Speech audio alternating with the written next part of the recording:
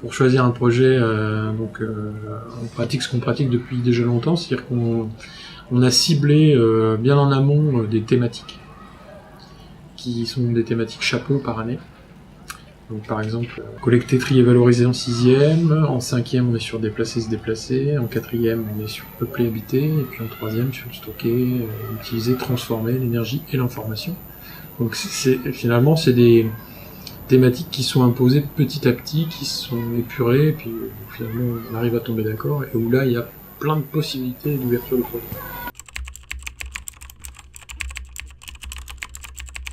On s'est donné cet impératif de finalement quand même coller assez au programme. On partait d'accroches très très différentes, ça c'était le plaisir, mais derrière voilà, on avait quand même l'idée de... Au niveau notionnel. Voilà, les notions elles sont dans le BO, voilà. Le premier thème c'était à la recherche de la cité perdue, donc on est parti sur les civilisations mayas, aztèques, et les élèves, ça c'est des choses qui les passionnent, nous aussi, donc on est parti de là, donc on est parti, ensuite on est arrivé sur le thème des grottes, donc on a pu parler un peu de géologie et compléter par exemple avec la physique-chimie sur les notions de pH. Donc ça, la séance par exemple qu'on avait menée, on voyait donc l'érosion, à quoi peut être due.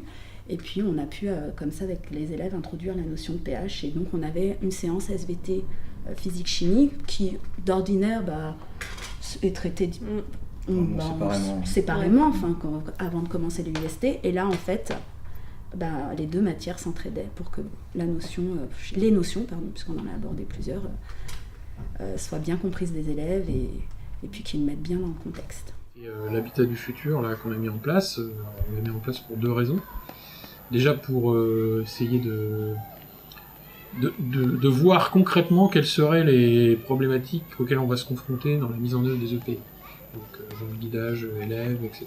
Et puis également de comment on fait en sorte de traiter les notions à travers un projet. Parce que les notions des programmes, il faut quand même les traiter à travers un projet, on ne peut pas les laisser complètement libres. Il y a des moments où il faut qu'ils construisent des choses bien précises. Donc on l'a mis en place pour ça, ce projet.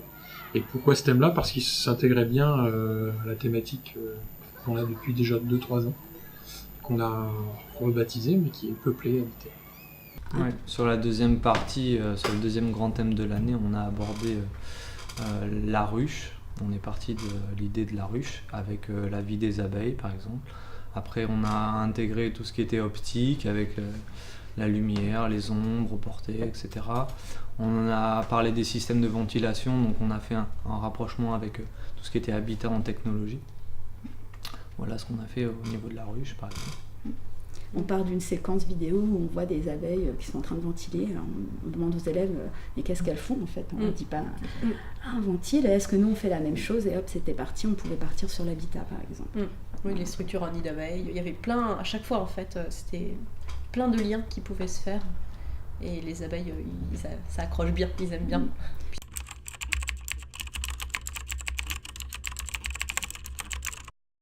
On a fait des semaines de projet. C'est-à-dire qu'on n'a pas fait le projet toute l'année. On a commencé en janvier et ça marchait par semaine. Donc on avait une semaine en janvier, une semaine en mars, une semaine en avril, ou en mai, puis en juin. Et du coup, les élèves faisaient physique, techno, SVT dans la même semaine. Et sur ces temps-là, ils faisaient leur projet. Et donc, nous, on était vraiment que là-dessus pendant toute la semaine. Donc, on avait le temps aussi d'échanger, de voir entre nous, tiens, lui, il en est où? Est-ce que tu vois qu'il a un problème? Sur quoi on peut l'aider, etc.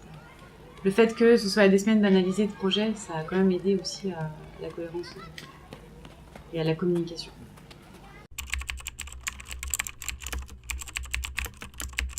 On a 2 heures tous les mardis, de 14h à 16h, où on se retrouve tous les 3-4 pour préparer les projets communs, le IST et puis le projet d'habitat du futur de 4e, on en faisait partie aussi.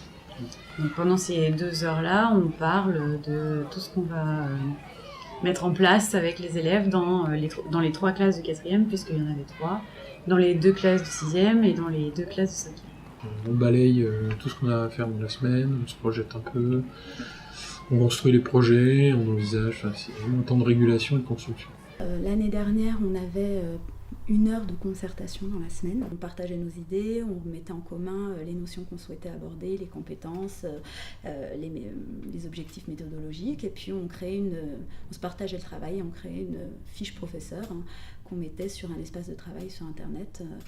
Et à partir de là, cet espace, on l'enregistrait en ajoutant des documents qu'on trouvait autour du thème ou autour de la séance, des documents qu'on pouvait partager avec nos élèves. Puis en plus, comme on se recroise beaucoup, finalement, il y a 3 fois dans la semaine de l'IST, entre-temps, on rediscutait dans les couloirs. Alors c'est vrai qu'au début, on était vraiment à chaque récréation, on parlait quasiment que de ça.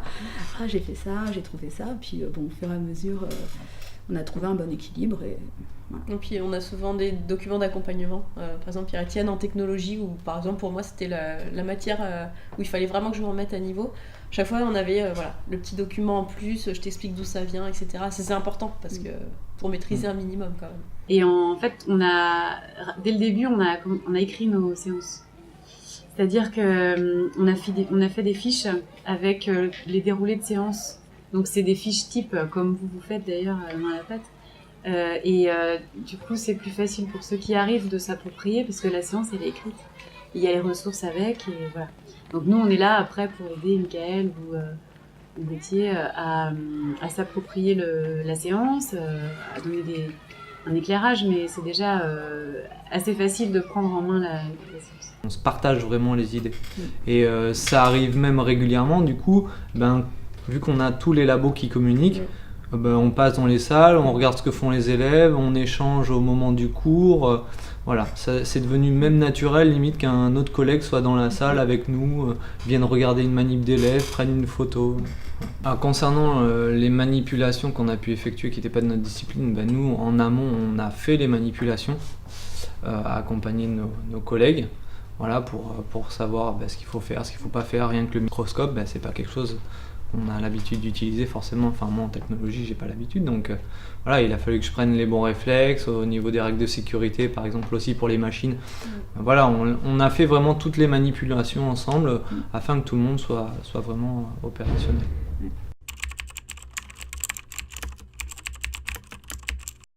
On a aussi harmonisé notre façon d'évaluer.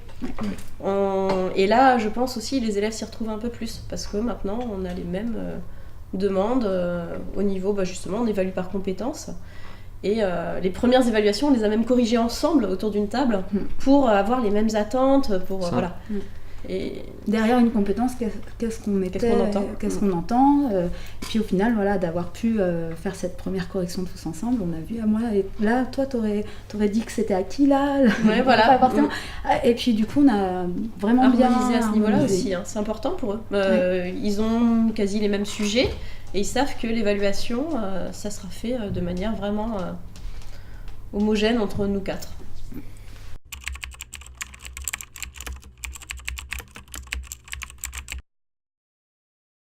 On pratique le travail de groupe, un gros travail sur l'autonomie où on laisse les élèves faire beaucoup, partir sur les pistes depuis un petit nombre d'années. Donc maintenant on n'a même plus besoin de se le dire, puisqu'on fonctionne tous à peu près de la même façon. C'est-à-dire qu'au niveau du guidage, on est à peu près tous dans la même. On est dans l'accompagnement.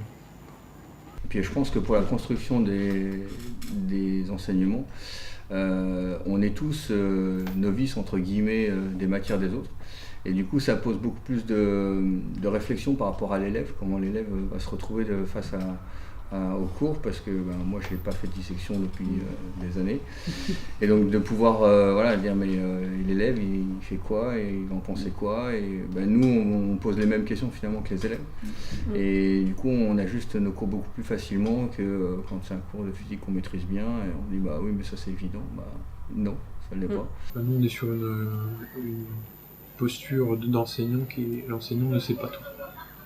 Voilà. Et on trouve plus intéressant qu'à un moment donné on puisse dire je ne sais pas, parce que en ça on est des adultes un peu plus plausibles, je trouve, face à des élèves. Mais par contre je vais chercher, et à ce moment-là justement, si on est face à une question qui est hors de notre domaine de compétences privilégiées, alors on va chercher auprès de nos collègues comment on peut répondre, ou alors mettre en place directement une démarche, ça c'est déjà fait, en classe pour chercher avec eux comment on pourrait répondre à cette question. Et puis les élèves nous voient dans cette situation. Ouais, ils nous voient ils nous voient différemment. Ils nous voient, là, je sais pas, bon, on va regarder ensemble. Ouais. Et ça, c'est très drôle parce qu'on se met dans le groupe et puis on est avec eux. Et voilà, parce qu'ils ont proposé une piste qu'on n'avait pas prévue. Et du coup, des fois, on se lance dans une séance et puis on a des surprises. Et puis finalement, on aime ça. Oui, on intègre le groupe d'élèves, puis on fait, bon allez, la démarche, on va y aller ensemble, parce que moi aussi, je tâtonne, voilà. Ah, c'est une bonne idée, tiens, on va la reprendre. Du coup, on utilise des fois un schéma créé par les élèves qui va nous servir finalement de document pour tout. On accepte tous les plus de partir de leurs travaux.